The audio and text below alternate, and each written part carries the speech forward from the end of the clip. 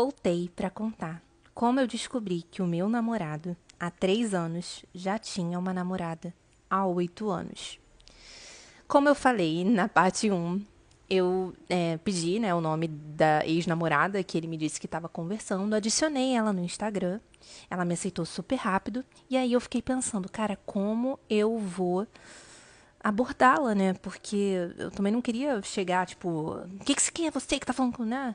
Eu queria fazer uma coisa educada. Mas antes mesmo de eu estruturar a mensagem que eu ia mandar, ela veio falar comigo na DM e ela me perguntou: Você me conhece? E eu respondi, devolvendo a pergunta: Você me conhece? E aí ela disse: Eu te conheço, mas como você me conhece? E aí naquela hora eu tive um feeling assim, eu falei, cara, eu vou jogar um verde. Eu falei, eu te conheço através do seu namorado. Até porque, né, na minha cabeça, pô, ele já tava conversando com ela há uns meses, tipo, né, pô, já tava querendo namorar com ela mesmo, né? Aí eu falei, ela falou assim, como se o meu namorado não tem Instagram? E nessa hora eu percebi a gravidade da situação e eu falei, então, acho que a gente namora a mesma pessoa. Eu também namoro o Tananã. Ela falou assim, você namora com ele desde quando? E eu respondi, eu namoro desde 2022, e você? E ela respondeu, 2017. Tá, nessa hora eu fiquei tipo, o que que tá acontecendo? O que está acontecendo? Perguntei se podia ligar pra ela. A gente começou a conversar, daí trocamos prints, conversamos, ela começou a me mandar várias fotos, e um ponto aqui importante, ele sempre, a gente mora no Rio, né, e então cada um em uma zona, né, eu moro na zona sul, ele mora na zona oeste, então ele sempre meio que tentava.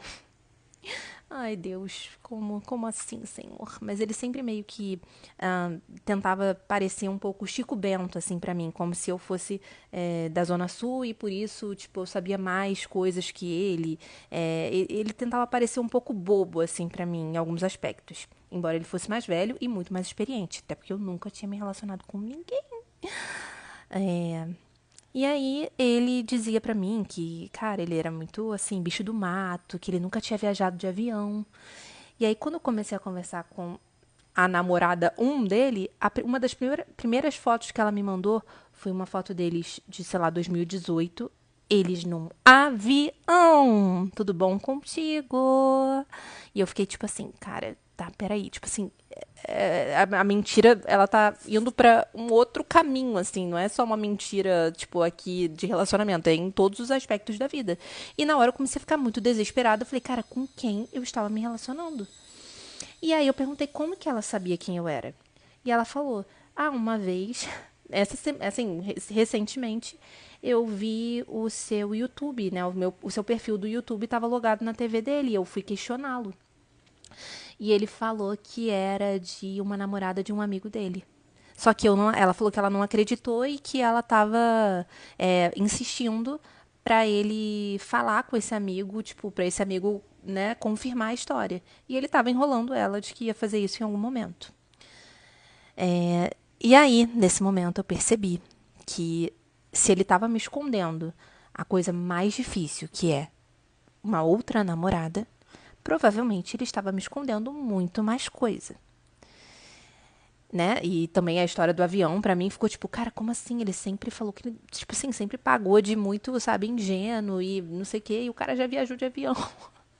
E comigo ele nunca queria viajar, porque ele sempre tava sem dinheiro, mesmo tendo 2 empregos. E eu ficava tipo, como assim? Hoje em dia a gente pode parcelar. Mas então, é, aí eu, só contextualizando, conheci ele no meu ambiente de trabalho. Conheci ele no meu ambiente de trabalho. Porém, éramos de setores diferentes, nosso grupo de amigos era, né, diferente. E naquele esquema de eu trabalhava muito de casa, ele ia para o escritório mais do que eu. Então, a gente também não tinha, assim, muita proximidade por conta do trabalho. A gente trabalhava no mesmo lugar, a gente se conheceu ali, mas a gente não tinha, assim, um convívio, né, no trabalho. E aí eu pensei, cara, eu tenho algumas pessoas em comum com ele. Assim, eu tenho algumas pessoas que eram do núcleo ali dele que eu também conheço um pouco. Então eu vou perguntar para essas pessoas o que, né, quem é o Tananã. E aí, só que tem um ponto também que eu preciso botar aqui.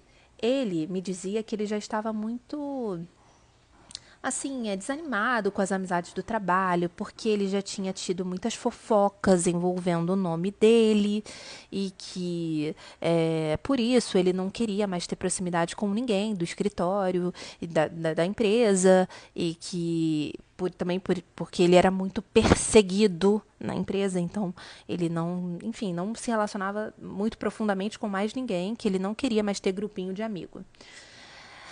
Ah, senhor. E aí, logo quando a gente começou, eu contei para dois amigos meus, né, para uma menina e um menino que trabalhavam comigo, que eram os meus dois amigos mais próximos, sobre, né, o que estava acontecendo. E aí falei com ele, olha, falei com não sei quem, e ele falou. E ele ficou desesperado. E ele ficou tipo, cara, eu não quero que ninguém saiba. E ele parecia querer muito proteger a nossa relação. E como eu vi que ele ficou realmente chateado de eu ter compartilhado com as pessoas e que ele realmente se preocupava de tipo, cara, não manchar ali, não que eu fosse manchar a reputação dele, né? Mas tipo, sei lá, ele não queria que as pessoas do trabalho soubessem sobre o nosso relacionamento e eu, tudo bem, aceitei, porque também achava que acho melhor ninguém se meter mesmo, mas também porque eu sabia que aquilo era importante para ele. Então eu aceitei não falar. É, mas tem isso também, né? Na empresa, ninguém sabia que ele tinha uma. Né? Ninguém sabia dessa namorada de 8 anos. Até porque na empresa tinha. A maioria dos homens eram casados. Então, ele era tipo um dos solteiros da empresa. É... Ai, Deus. Então, assim, ele não escondia só de mim que ele tinha essa namorada há 8 anos. Ele escondeu de todo mundo. E aí eu comecei a tentar falar com essas pessoas que a gente conhecia em comum, mas que eram muito mais próximas dele. E comecei a contar a minha história e perguntar, né? Vocês ainda têm contato com o Tananã? Porque ele me diz que ele não é amigo de ninguém. E as pessoas falaram, cara, sim, a gente fala com ele meio que frequentemente. E eu assim.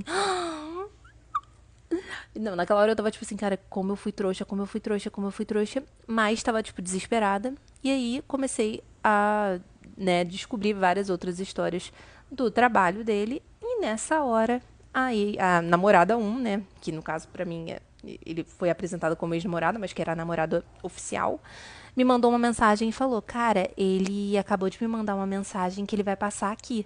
O que era muito atípico, porque sábado ele sempre estava comigo. Então ele só encontrava com ela no sábado à noite. Geralmente ele dividia o final de semana dele entre nós duas, com a justificativa de trabalho. Então eu ficava com ele na sexta e no sábado, e ele encontrava sempre com ela no sábado à noite. E pra mim ele dizia que o domingo era um pior dia pra ele, porque era o dia que ele tinha muitas demandas atrasadas, então ele tinha que preparar tudo pra segunda-feira, então a gente nunca podia ficar junto. E aí ela falou assim, cara, ele tá vindo aqui sábado de manhã, ele falou que vai passar aqui. E ele foi na casa dela.